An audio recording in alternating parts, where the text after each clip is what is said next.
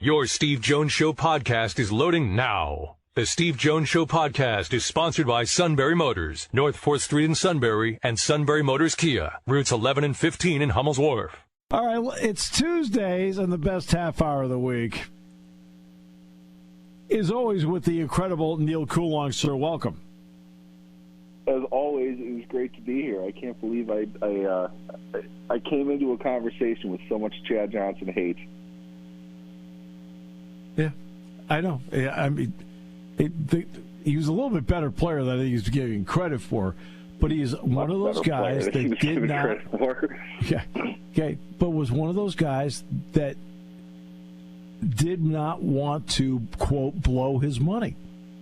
He was made his money, and he made sure that he kept it. What I heard, I don't know if this is true or not, but it fits right in line with that. There was a stretch of time his rookie year, after he got drafted, probably before training camp, instead of getting a place to live, he lived at the stadium to save money. Yeah, right. You hear stuff like that. It's always consistent, though. You don't want to call him cheap, per se, but that's kind of what the impression that you got from him. But he was very tight with his money. He was very responsible. I just think that's the funniest thing, considering the persona that he built up, and the animosity, the heat that he created. I found him just endlessly hilarious. He was just such a strange guy. I got a big kick out of him. I would go with frugal. Frugal. It's a nice word. That's a nice word that Matty wouldn't use because, I mean, when he's on a hate roll, no. So, all right, so last night's work of art.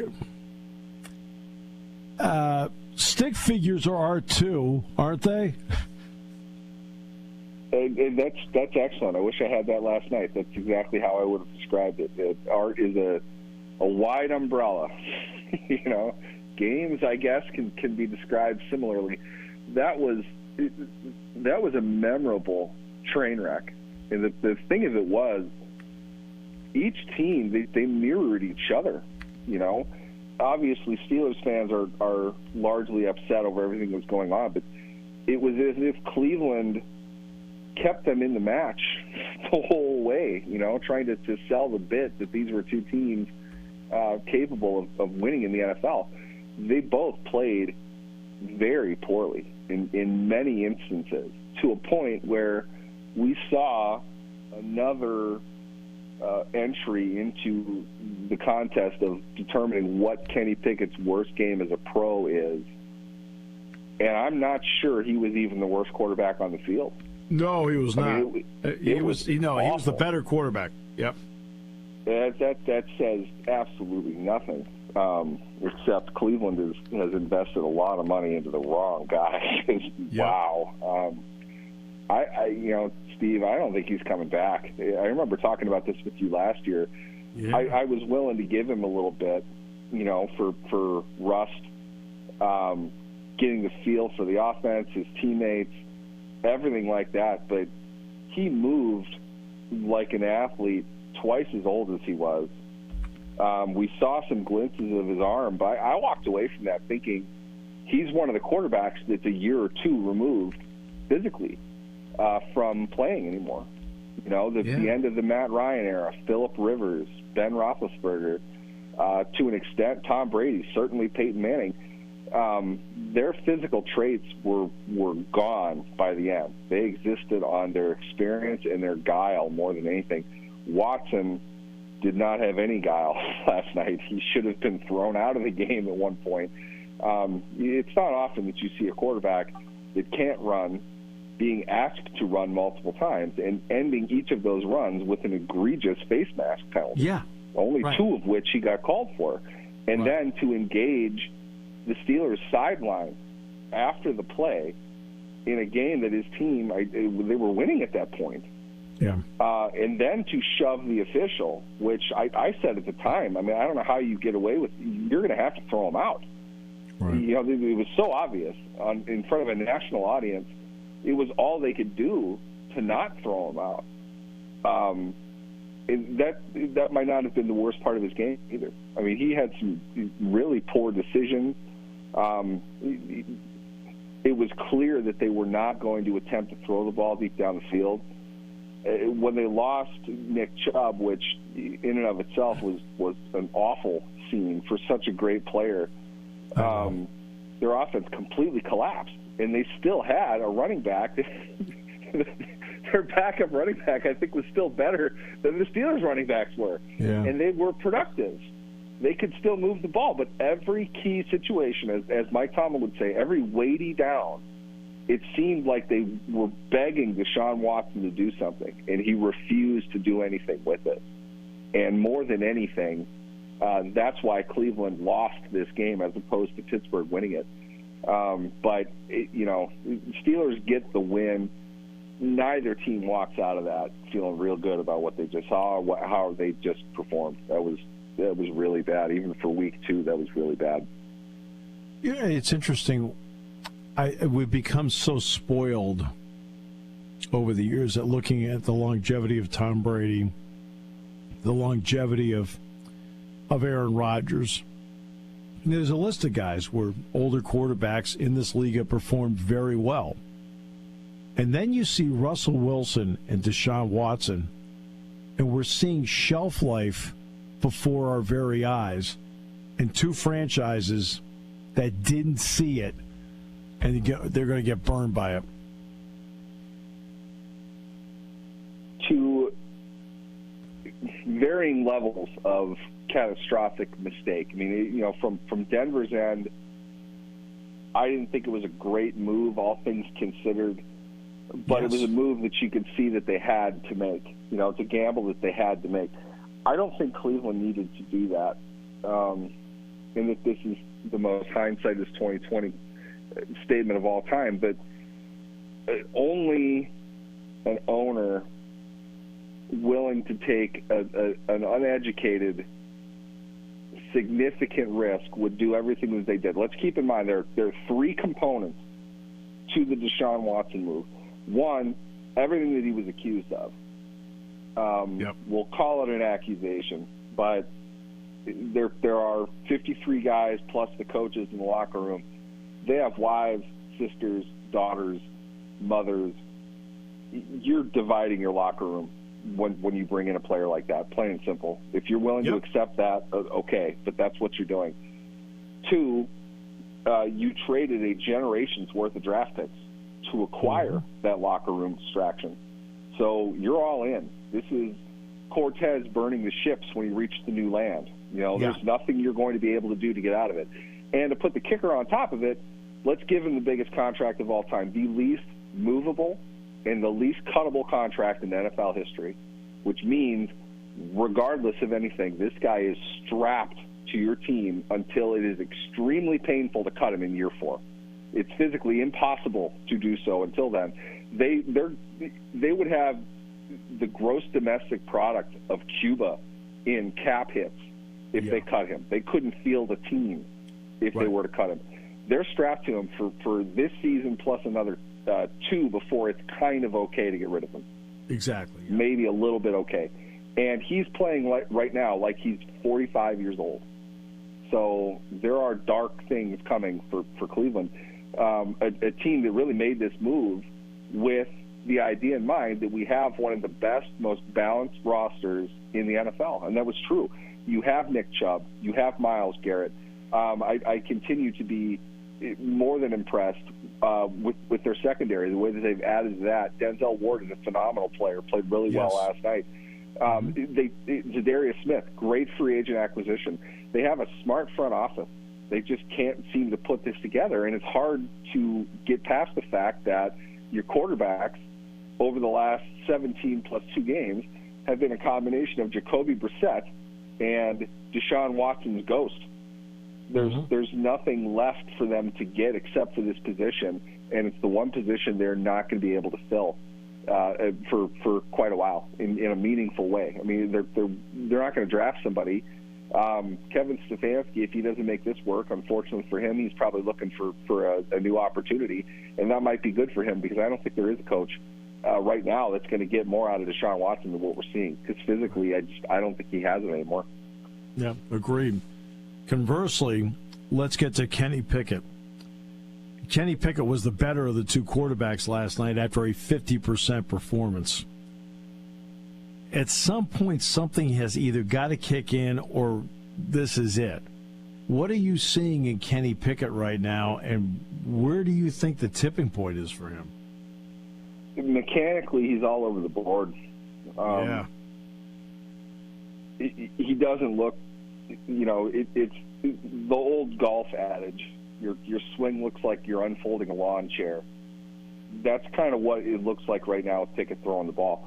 There are times that his arm is moving way faster than his hips. His feet are not in the right place. His shoulders aren't in the right place. He's mechanically very flawed.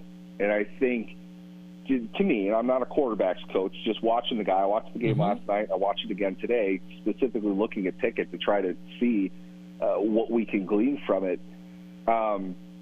He's forcing the ball. He's throwing much harder than he probably has to. Also the old adage, don't aim, throw. Well, Pickett is just throwing. There's no touch to what he's doing. And they are failing so quickly into every series he's put into very difficult downs often. Go back and look at the one successful play, the post that they ran to George Pickens that he took for 71 yards. The one play where Cleveland's defense just completely fell asleep. They clearly, miscommunication there. Pickens was wide open in the middle of the field when he caught that ball, and every Browns defender was stopped when he got it. Clear path the whole way. Pickett saw that when he dropped back. He saw where he was going with the ball. He stood and he delivered, and he threw a catchable ball. It's a nice NFL throw. But he only threw 3 or 4 passes that were quality last night. He missed, underneath behind receivers again quite a bit. Didn't have a whole lot of touch on shorter stuff. There were a couple screen passes that had absolutely no chance of being completed. This is the point where we inject the everyone's favorite coordinator, Matt Canada, into the mix. There's not a whole lot that you can do in the game to fix a quarterback's mechanics. If mentally he's out of it. I first and foremost, you offer that up. Play calling is secondary to execution. That's the way the game works. But you're going to have to find out a way to manufacture something, because while the play calling itself is not something I'm putting at the top of the list, it absolutely is a concern, just not as much as the overall direction and the overall coordination of an offense that is, reasonably speaking, one of the 3 to 5 worst in the NFL. And this is the second time they've started off not just poorly, but among the worst in the league. And that's not hyperbole. That's really where they are right now. And, I think covering the Steelers, watching the Steelers, we should be used to this. But that's not really the way that you want to go after an optimistic offseason, some good execution from the preseason. They're nowhere close to competitive with what they have. And just like last year after 2 games, they're really lucky to be 1-1. By all rights, I would say normally any other season you're 0-2, but apparently not this year or last year. So they're able to pull something out of that consistently. It's just going to take that level of failure from your opponent. And last year from Cincinnati, in order to win games, you're not going to be around long. And it makes the second half of your season that much harder. And it just seems like this is the same thing over and over again. Something's got to give. And, it would be reasonable. I don't remember the last time they dismissed a coordinator in the middle of the season. I know that Mike Tomlin has not done that in his tenure. This, to me, looks like a situation which that has to be considered at this point. Yeah, Kenny Pickett, when he throws it, he's hoping to make a play. Okay, big-time quarterbacks are up there, and they're looking to make a play. Not hoping, they're looking to make a play. That's a big difference.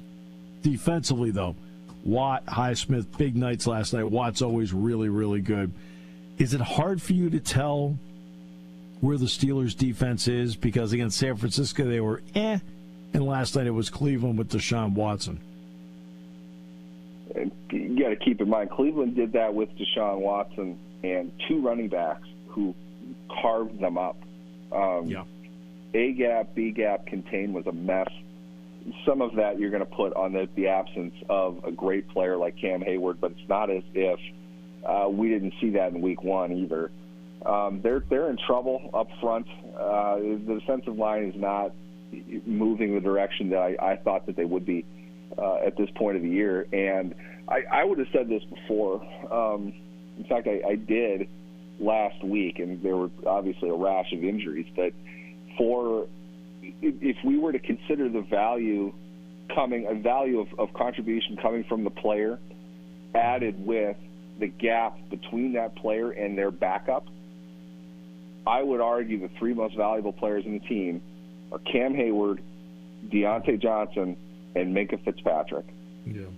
Hayward and Johnson did not play. Fitzpatrick went down with a pretty kind of scary, weird type of injury. Right. They won a game without those three players involved. And the fact that you needed Watson to make a critical mistake, you needed the athleticism of Highsmith and Watt, players that combined outscored your entire offense last night. For the Steelers to win that with a really rough secondary, if Minkah is not in there, they're not in very good shape. Levi Wallace, to this point, and I'm piling on, I know, but Levi Wallace might be the worst defender I've seen in football this season. He's not good. He's really rough. I don't think he's physically up to the job. Patrick Peterson he's going to get targeted a few more times. Let's just say that. I think you could have flagged Joey Porter for that at the end.